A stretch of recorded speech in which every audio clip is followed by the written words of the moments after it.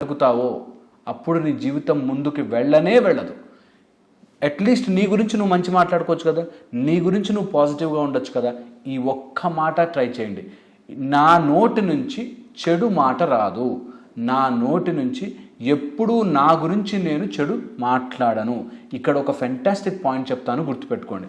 ఎవరైనా ఒపీనియన్ అడిగితే మాత్రమే నోరు తెరవండి.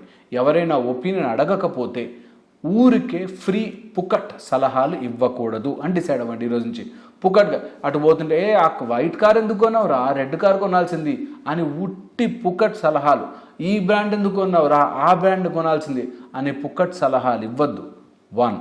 సెకండ్ వచ్చేసి నిన్నెవరైనా అడిగితే మందేముంది, మనకంత సీన్ లేదు, నాకంత సీన్ లేదు, మాకు అంత లెవెల్ లేదు, నా లెవెల్ అది సరిపోదు, ఇట్లాంటి మాటలు నీ గురించి నువ్వు నెగిటివ్ మాట్లాడుకోవద్దు. ఇది వెరీ వెరీ ఇంపార్టెంట్ దట్ నీ గురించి నువ్వు నెగిటివ్ ఎప్పుడు మాట్లాడదు. ఇంకా అవసరమైతే నోరు మూసుకుని ఉండడం బెటర్. అంతేగాని నీ గురించి నువ్వు నెగిటివ్ చెప్పుకుంటే నా లెవెల్ అంత లేదు, నాకు సీన్ అంత లేదు, నాకంత సినిమా లేదు, నా బతికింతే, ఇలా ఎప్పుడూ నెగిటివ్ మాట్లాడద్దు. నీ గురించి కానీ నీ ఫ్యామిలీ గురించి కానీ ఎప్పుడూ నోరు తెరిచి నెగిటివ్ చెప్పద్దు. అవసరం లేదు, నోరు మూసుకుని ఉండొచ్చు, సైలెంట్గా ఉండొచ్చు, చెప్పనవసరం లేదు. చెప్తే మాత్రం మంచి పాజిటివ్ మాత్రమే చెప్పాలి. డబ్బా కొట్టమనట్లే, పాజిటివ్ మాత్రమే చెప్పాలి. ఎప్పుడైనా అవసరం వస్తే నాకు ఏదో కారు కొనుక్కోవాలనుంది, ఈ కారు నా వల్ల కాదురా అనద్దు. ఇప్పుడు నా దగ్గర డబ్బులు లేవు, కానీ కొనుక్కోగానే స్టేజ్ వచ్చినప్పుడు కొనుక్కుంటాను.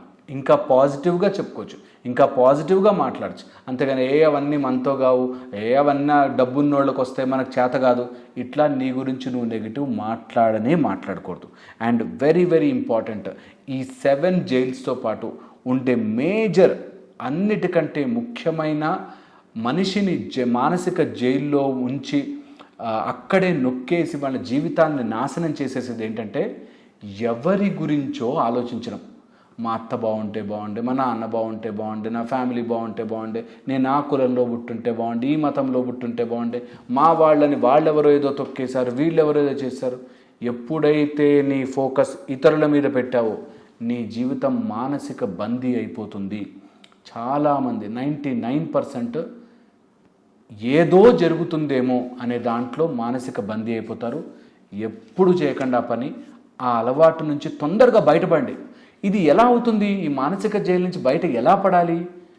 జస్ట్ మీకు మీరు తప్ప మిగతా ఎవడు చెప్పినా, నా దగ్గరకు వచ్చినా, ఇంకెవరి దగ్గరికి వెళ్ళినా మీకు మీరు మారాలి అని డిసైడ్ అవ్వకపోతే తప్ప ఎవ్వరూ మీ జీవితాన్ని మార్చలేరు. మారడానికి మీరు డిసైడ్ అయితే మార్చే మెథడ్స్ ఉంటాయి.